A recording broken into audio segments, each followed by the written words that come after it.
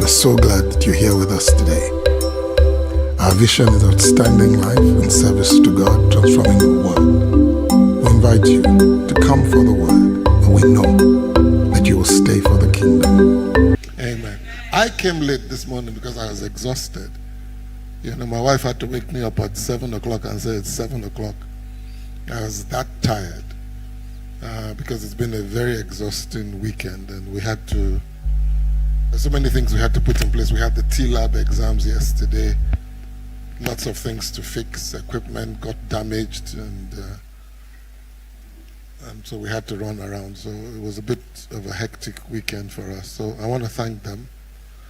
I want to thank the choir. I want to thank all those who supported. I want to thank the teenagers for taking part. I want to thank the children for taking part. I thought that was really awful. And then you finally brought our drama people back.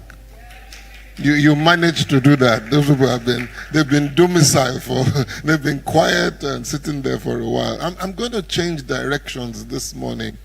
I'm happy Mrs. Ojalabi is here because her input will be very important as a very, very resourceful, successful businesswoman in her own right. Because we're going to listen to Sam Madojemu this morning about forecast. And one of the reasons why I wanted us to do that was because it's not something that is commonly done in Christianity, because Christians always have to prophesy positive. In this particular forecast, he talks about the possibilities of things going wrong. Amen? Not only that, most of us should understand. I mean, a few years ago, I was invited to a radio program to talk about Nigeria. Next to me was a professor who arrived at the radio program with a file. Can you imagine coming to a radio program with a file? I mean, several files, as a matter of fact, but with different dates and newspaper cuttings. And so anytime the person at the other side will ask us a question, he will say, yes, in 1966, they did, and that's me. I didn't even know the day Nigeria was born, you know? And so I was looking ridiculous and the whole thing. So finally, I just kept quiet. And then the interviewer said to me, Pastor, why don't you, that's all right, you know? And I said, Oga, I think Nigeria was 56 at that time. I said, Oga, you have a father who has been behaving a particular way for 56 years. What makes you think that now that he's 57, he will change? I don't know if you get the point I'm making. You and I must understand the government and the way Nigeria runs. Am I making sense? And stop hoping that next month, you know, when the president said that they should give free train rides, I said, is that madness? How do you give free train rides to? The train has a fixed capacity. I don't know if you get the point. How do you give free train rides to people? I don't understand Nigeria sometimes. And so what he does in this forecast is says we need to look at trouble. Am I making sense? And we're going to do that as leaders in the church. When we resume in January, we're going to sit down and read it. But I feel between now and January, this is a very good thing you need to do. You need to look at your life and say, wait a minute, what if bad things happen? What if COVID happens again? What if something goes wrong with the economy? What if the naira becomes 1,900 or 2,000? What if your business packs up? What if you're fired from your job? That's what Sam Madojemu addresses. I wasn't going to do the whole thing before because I thought we'll be, I wasn't sure about this morning, but I just feel that's the safest place to go. So she's going to skip forward to avoid all the greetings so we can cut it down. Just open your heart out and believe me, we need this. Am I making sense? Are you here? We need this. We need to look at our lives. Someone says, is this about legacy? Yes, it's about legacy. If you don't know how to protect your company against unsteadiness and dangerous things coming forth, then there's no company going to be left when you go. Amen? Amen? And if you don't know how to protect your family against things like this, then there's no family left after you've gone. Are you ready? Let's go. Branch in 2005, he was given a pre-copy, right? A pre-launch copy, which was reading. And I was 24 years, fantastic. You're me from Ottawa, Canada. Architect Leonard from Ondo, Nigeria. Fodile from Pretoria, South Africa. That's amazing. Thank you. Right? Strategic foresight for 2024. The topic kind of explains itself, right? That we want to talk about 2024 and how to seize the initiative, how to not wait for 2024 to happen to us, but how we can happen to 2024, right? And shape it. Fantastic.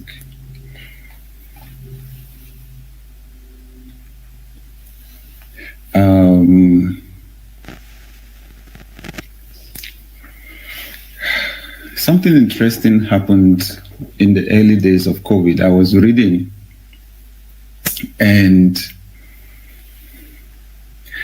I read about how someone wrote a book on the 1918 pandemic, and while President Bush was on vacation at his ranch in 2005, he was given a pre-copy, right, a pre-launch copy of the book to read. And so thank you, Ade from Texas, Joshua from Ghana, Victor from Ibadan. Thank you, everyone. Thank you. John from Halifax and Alika from Zaria. Thank you. Okay, so President Bush was reading this book, The Great Influenza, about the 1918 pandemic. And something struck him from what the author said, that history had shown that a pandemic happens at about every 100 years. He became restless, got back to Washington, D.C., called a meeting, right, of his cabinet and some health experts on epidemics and so on. And he said, we cannot afford to be unprepared for the next pandemic. So they began to prepare. They laid out, they played the scenarios, laid out a detailed plan, what they would need, right? The masks, the oxygen tanks, and everything. And they actually budgeted for it and went ahead and prepared. They set up an office for it, hired experts, and bought massive equipment. Of course, for several years, nothing happened. The pandemic did not happen. By the time President Trump came into office, his own officials reviewed everything and saw that a good chunk of those things that had been bought had expired. So it was like, look, get rid of these items. But the response of the US government to a large extent was influenced and it was informed and influenced by the plans that had been made when President Bush raised the alarm and drew everybody's attention to the potential for a pandemic. This is the nature of strategic foresight, right? That we are sensitive to the future. And we realize that strategic foresight is not actually about the future, it's about today. It's about being sensitive to the changes that are coming in the future, both the ones that we can project from current known factors and the ones that we know are going to show up that are beyond the range of our thinking or imagination at the moment. But strategic foresight at the end of the day is about today. It's about the decisions that we are making today and the actions that we are taking today, right? There's a verse in the Bible from King Solomon, Proverbs 22 verse 3, that speaks to the heart of this matter. Proverbs 22 verse 3, the Passion Translation. It says, a prudent man with insight foresees danger coming and prepares himself for it. But the senseless rush blindly forward and suffer the consequences. A prudent man with insight foresees danger coming and prepares himself for it. But the senseless rush blindly forward and suffer the consequences. So we should not approach 2024 blindly, right?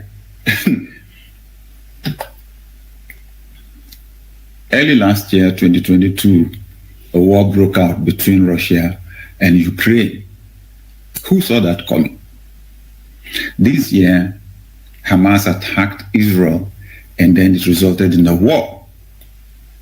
Thousands and thousands of lives have been lost.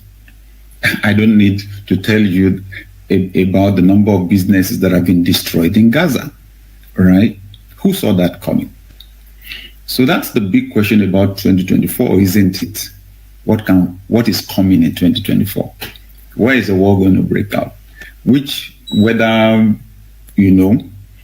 events are going to have devastating effects on cities, on businesses. There was the fire in Hawaii, right? Scary. It destroyed businesses, destroyed people's homes, and so on. So the US military developed an acronym a little over 20 years ago, VUCA, V-U-C-A. And those 4 words, to a large extent, today influence the discussion on strategic foresight. The V stands for volatility, the U stands for uncertainty, the C stands for complexity, and the A stands for ambiguity. They are from the words volatile, uncertain, complex, and ambiguous. The volatility has to do with the rate of change. What we've discovered is that, you've had this evolution in mankind's civilization, from the agrarian economy structure to industrialization, and then to technology, then information age, and so on. So what has been observed is that the time gap between dispensations is narrowing, whereas it took hundreds of years before there was a huge change, right? Especially in the way people communicate, because that's what changes everything. Once the way people communicate and connect changes, it changes everything else. Now, the time span between those massive changes are very close now. That is what is making things to be volatile, right? The uncertainty, has to do with the fact that the rate of knowledge change or increase in knowledge is changing very fast. So our knowledge is expiring very fast, right? And what you know is what you know. What you know is what you know. Especially if you have been successful. You have applied certain strategies, applied certain methods, they work for you. That's how you got to where you are. That gives us cognitive bias, right? So when you talk about potential solutions, you say, I know what I'm talking about, right? And truly, you know what you are talking about. Sadly, that thing that you know may actually not be able to solve the same problems that you solved yesterday. So it is called educated incapacity. Educated incapacity. We are incapable of solving problems because of the education that we had before. So they said that the illiterate of the 21st century will not be the person that did not go to school. It's going to be the person that is not willing to unlearn, to relearn, right? Complexity. Complexity in itself may not be a problem because it's just natural. Whenever anything grows, it becomes more complex. You started your business, you were the only person there. Business grew, number of customers exploded, you hired 2 people, then they became 5, then they became 20. With the introduction of each person, you increase the complexity in your organization. You draw your organizational chart. With the introduction of new boxes, right? New roles, you are increasing complexity. So complexity comes naturally with growth. But then when we respond to the complexity, we introduce complications, right? So how do we respond to complications? When we apply strategic foresight, we are able to respond to complexity with simplicity, right? Because that's what geniuses do, right? They manage complexity with simplicity. When geniuses innovate, you just find out they make the complex simple, right? So on my phone, just click, and a whole lot of things happen.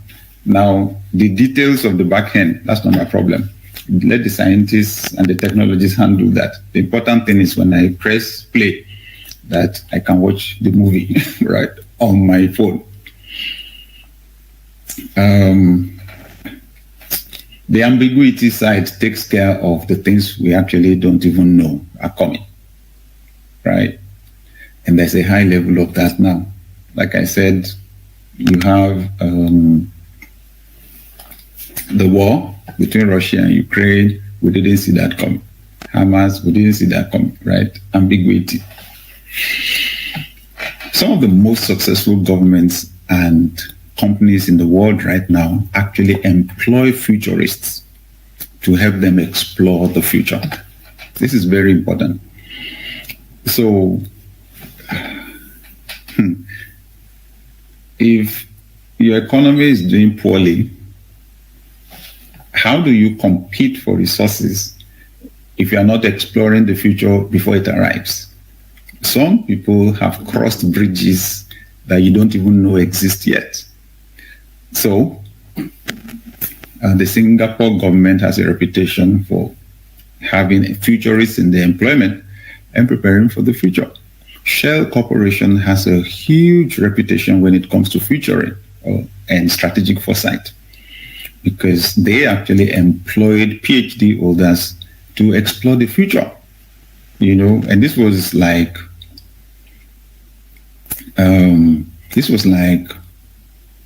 in the 50s and 60s when, the oil and gas industry was just beginning to explode. They sensed that this was going to be a volatile industry, and they employed futurists. In fact, universities have had to borrow the curriculum, take the curriculum from Shell to teach a strategic foresight and futuring now. And with that, Shell has thrived well. Oil crisis of the early 70s, Shell thrived well, right? And some other upheavals, right, that in the process or in the years that have come since then. Strategic foresight enables us to think more comprehensively about the future. It's a rapidly changing world that we have now. We'll keep facing new challenges. There'll be new innovations coming that you don't even have an idea about now that they are cooking in some lab.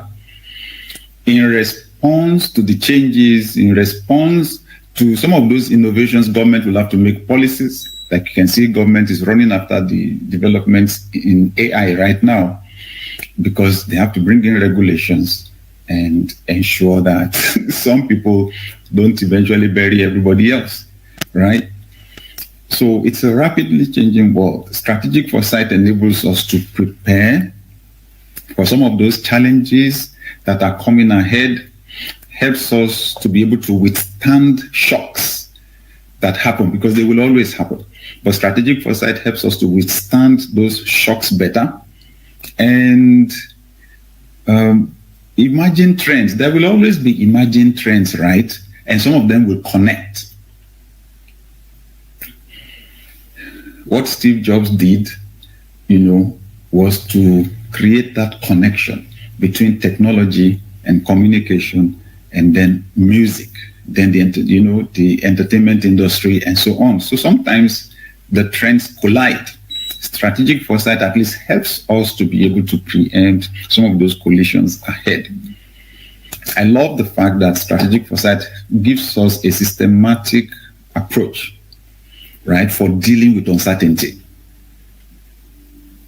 A systematic approach for dealing with uncertainty and for thinking about the future so that we can make better decisions in the present. And more importantly, so that we can better manage outcomes later, different outcomes, different possible outcomes.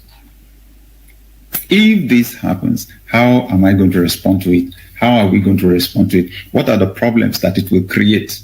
What are the opportunities also that will come with it?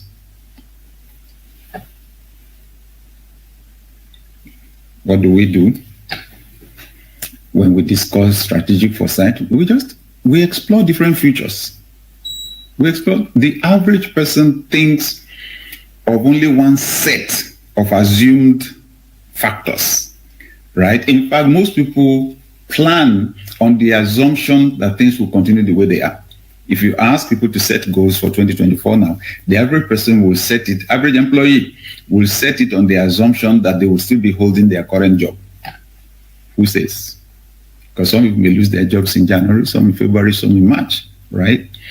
So when we do strategic foresight, we explore different possible futures. We identify the risks that come with those futures. We also identify the opportunities that those potential futures will create. We identify the potential changes that might emerge. I heard that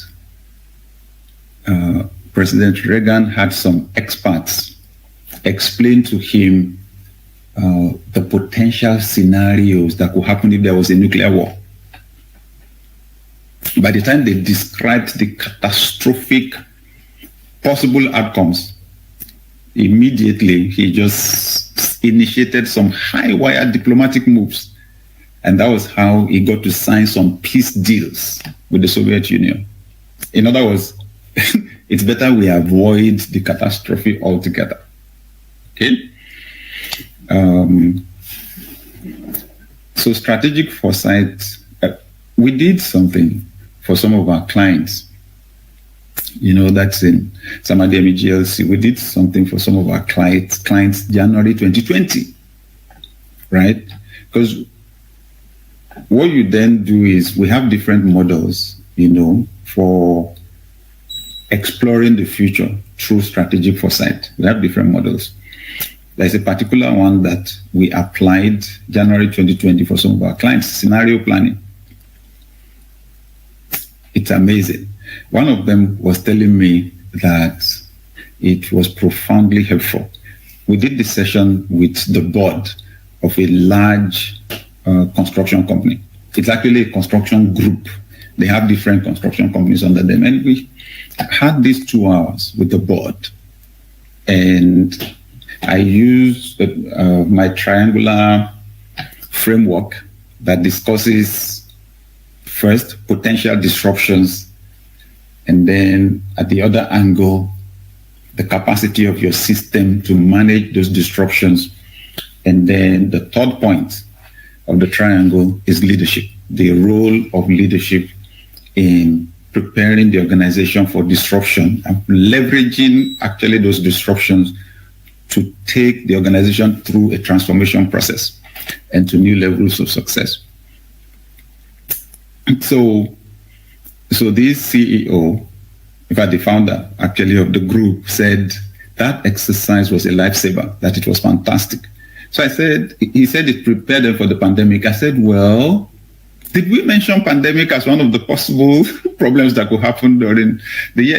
He said, well, we didn't use the word pandemic, but we used the word epidemic, right? He said, we considered the possibility of an epidemic. I said, wow, that is amazing, right? So This is just simply a call today to not wait for the new things, right? The potential challenges of 2024 to catch us unawares. That for the first time, we should approach 2024 with better intentionality. Strategic foresight will help us to build resilience.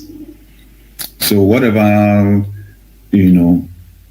changes may come to blindside our organizations or blindside us as individuals, I want us to have the resilience to withstand those shocks, because they really are not surprises, because we've taken time to preempt the different possible challenges that may show up in the year. I want us to approach a strategic foresight approach to 2024 so that we can manage the shocks or surprises that will happen in 2024. It is inevitable. New things are going to happen. New challenges are going to show up. Where will war break out in the new year? There will be elections in the US in November 2024. Who's going to be the president? I don't know, right? But we can look at the possibilities. Strategic foresight is not predicting the future. It is just simply playing potential scenarios of what can happen and preparing ourselves to take advantage of the change that will happen. One major thing that strategic foresight will do, prepare us to manage or to adapt to evolving customer needs. Coming out of the pandemic, for example, human psyche changed. Human psychology changed. Some people are still not paying attention to that. People are not the same anymore. Right after, like in North America, right after the pandemic, as we were coming out of the pandemic, there was the great resignation. Many people resigned their jobs and moved on. Now, if you live in Africa, in Nigeria, for example, there's the great emigration, the Japa syndrome. Why? COVID changed people's values. Or COVID probably didn't change them, but made people to evaluate their values, to do an evaluation, to rethink what was most important in life. Because until the vaccines showed up, we were facing something that made life, staying alive, the most important thing. More valuable, health became more valuable than money, because you saw very wealthy people that passed away. You saw very powerful people that passed away. Relationships became very important for some of us. Family became very important for some of us, because who was there to take care of you, right?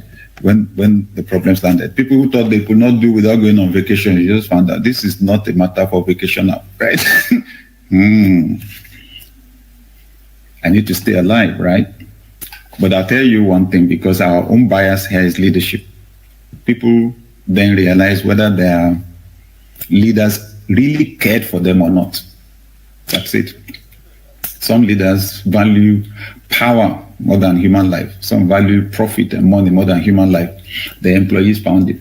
So I'm just saying, we have evolving customer demands when changes happen like that. And there's the need for innovation. We want strategic foresight to drive the services and products that we innovate for 2024. Anyway, that brings me to this point. We need empathy. As we discuss strategic foresight, explore 2024, we need to turn on our power of empathy to the maximum, because we need to keep the focus on people and their needs. And there's need for a lot of collaboration, because we're dealing with uncertainty. So on January 23rd, we're going to actually dive into it and do what we call scenario planning. We're going to have a session that we call scenario. You can stop. How many of you have ever heard that saying that there's nothing free in life? Now, please. He's giving you all that. He's inviting you to a program in January, okay? Which I strongly recommend, but it's not free. You have to pay. The last time he did something like this, I called the entirety of I paid for the church. I paid for one or two of us to attend. Then we took the notes and we came because we couldn't afford to pay for everybody. So we got one or two people to, you know what I mean? And then we got it gives us access to the video links. And then we now played the video links for the rest of the leaders in the upper room when I came home, if you remember, when I came home from Canada at that time. Doctor is here too. I want to get their perspective about what you just heard here, Ms. Ajalabi, and then I want to get you as a business person. I want somebody who will represent business people to give me your perspective about what you've just heard. I can give you my thoughts. That's simple. By the way, I've done a transcript of this. I've done a summary of it, which I've shared, which I would leave with the media team if you're interested in getting it. So, you want to start? Yes, ma'am. Mr. Ajalabi, you'll be next, all right? The last statement or the last point he made about focus and collaboration is true. When whatever we want to achieve, whatever we want to gain, especially in business, if it doesn't focus on people, there is no way out. And even for anyone in ministry at all, if your focus is, the souls of men, because I had an experience, all I was focusing on is, God, I'm on this trip. Who do you want me to talk to? Who do you want me to witness to? I had all my CDs in my bag, and as soon as I perceive somebody that I feel I could talk to, I just give the CD and use that to open up a conversation. And many of such conversations led to many positive things. So to emphasize on focus. Then on collaborations, because of the tradition of us not wanting people to know what we do. Yeah. For example, I used to love one kind of adire called adire alakete. Is the very, very traditional one. And I remember... Sir? It smells. Yes, it smells. Yes. So I remember some 17 years ago, I already arranged with somebody in Abeokuta that, please, since I want to buy. He said it's very difficult to make. I said, okay, any amount that you want to sell it, I want to pay. So I got there, it wasn't ready. And he said it's because I didn't have time to do it and our children are not ready to learn it. I said, okay, I want to learn. How much will it cost? She played me and played me and played me. Today, all the older people who could do it, they are gone. Dead. Apart from Neke, Okundaye, and some few other places. And today, maybe she was afraid that I will come, maybe steal whatever. Yeah. But Chinese people have taken over Adire in Abeokuta. Oh, they're even in Abeokuta? No, they've taken all the pattern and they do it with rayon, with chiffon, with all this other material. So whatever it is, we should collaborate with people. There will always be something positive that will come out of it. Focus and collaboration. Future. That's future. What you just heard now. If somebody had told them 5 years ago or 6 years ago that they will be digitally